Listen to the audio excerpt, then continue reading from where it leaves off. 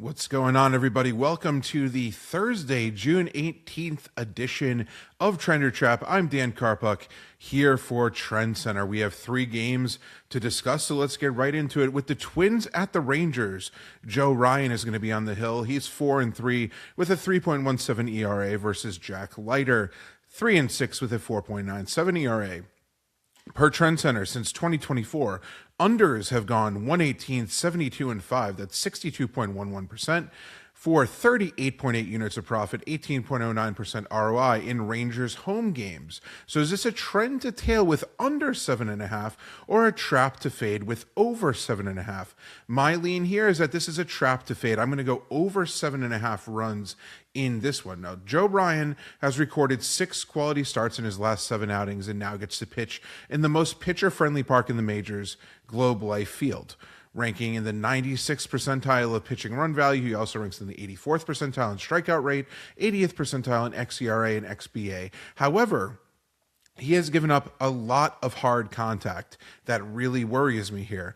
18th percentile barrel percentage, 20th percentile hard hit percentage, low ground ball rate as well, 22nd percentile.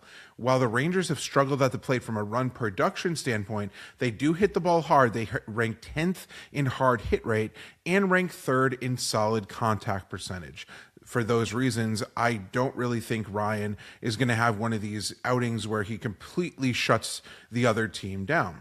Jack Leiter has a -8 pitching run value. That's 9th percentile. That's really, really bad. And like Ryan, has given up quite a bit of hard contact, a high barrel rate, and a low ground ball rate for the Texas Rangers. He's given up 4 earned runs or more in 4 out of his last 5 outings, and the Twins have the 3rd lowest ground ball rate in the majors and also rank 7th in launch angle sweet spot percentage. I think this 7.5 run total is slightly too low even at the pitcher-friendly venue and considering the trend. So I'm going to say that that is a trap to fade. Moving on to the White Sox at the Yankees, Sean Burke is going to toe the rubber for the White Sox. He's 3-4 with a 4.15 ERA versus Ryan Weathers, 2-5 with a 4.36 ERA for the Yankees. Per TrendsCenter, as home favorites priced -300 or shorter, the Yankees have gone 228 96. That's 70.37% for 64.96 units of profit, 11% ROI against AL Central teams over the last 22 years. So long-term team trend here to consider. Is this a trend to tail, though, with the Yankees -149 on the money line, or a trap to fade with the White Sox +135? My lean here is that I'm going to go tail the Yankees -149 in this one. While the Yankees have the 2nd best OPS against righties, which put them in a really solid spot against Sean Burke, the White Sox own the 3rd best OPS against lefties, which puts them in a good spot against Weathers. So that kind of creates a little bit of confusion here when you're looking at offenses versus pitchers. Burke is essentially an average starter across the board of his pitching profile, but generates a low whiff rate, just 22nd percentile, and low ground ball rate, 28th percentile. That could spell trouble for him against this Yankees lineup, even without Aaron Judge. The Yankees rank 3rd in whiff rate and own the 5th highest fly ball rate in the majors, so they're poised to take advantage of Burke's weaknesses. And they have been hanging crooked numbers all series and in recent games without Aaron Judge, so I'm not at all really worried about them at the plate.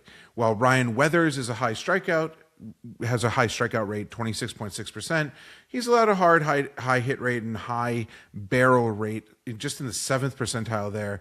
But given the aforementioned trend, I'm going to side with the home team in this one, and they're definitely riding a lot of momentum, seeing the ball really well at the plate. So I'm going to go with the Yankees here and tail the trend that I mentioned earlier.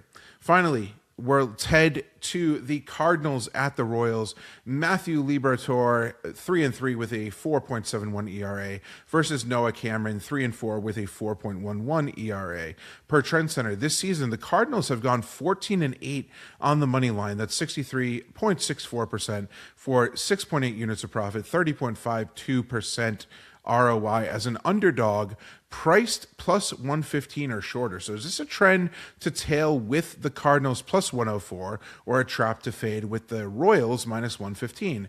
My lean here is that this is a trap to fade with the Royals minus 115. Actually, check that. I'm just changing my mind right now. I'm going to go with the Cardinals plus 104 in this spot for a couple of reasons. I was going back and forth between this one, but I am going to tail this one. I've tailed the Cardinals as small underdogs all season long, and St. Louis has been better against Southpaws all year long than the Royals have.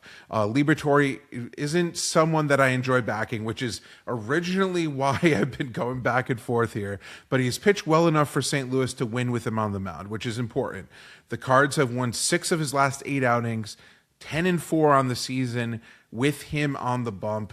I think, if you have concerns about his profile like I do, going back to that fact that he has pitched decent enough to allow his team to pick up wins, which is a skill as well. I mean, I do have to give him a little bit of props there. Noah Cameron has been essentially a league average or below average starter so far, but the Royals have lost 7 of his last 8 starts and have gone 2-10 in his last 12. Getting run support has been an issue. I haven't trusted Casey's lineup to produce runs all year, and I don't really plan on starting now. So give me St. Louis to win on the road as slight dogs once again here, in line with the trend. Again, I was going to say that this is a trap, but I'm going to go, and I'm going to firmly say that I think that this is a trend to tail with the Cardinals in this spot. So with all of that being said, there's 3 games I detailed whether I thought we were going to say that they are traps to fade or trends to tail.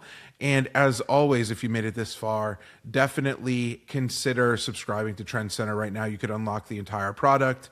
All you got to do, enter code POD50 at checkout. You will get 50% off your first month, and everything comes with a free 3-day trial. So if you don't like what you see, simply cancel, and you will not get charged that first month. So enter code POD50. That's exclusive to listeners and watchers of this program.